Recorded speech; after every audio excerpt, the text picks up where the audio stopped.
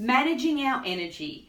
This is something that we all deal with every day. We all have highs and lows, and we often blame circumstances, what food we're eating, the people around us that create these highs and lows. But in actual fact, we have the capacity to manage those highs and lows for ourselves.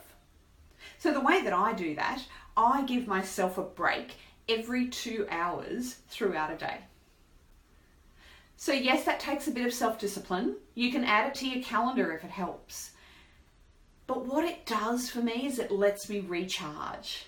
So if you're finding highs and lows of energy in your day, allow yourself time to recharge and see whether that energy becomes a little bit more even.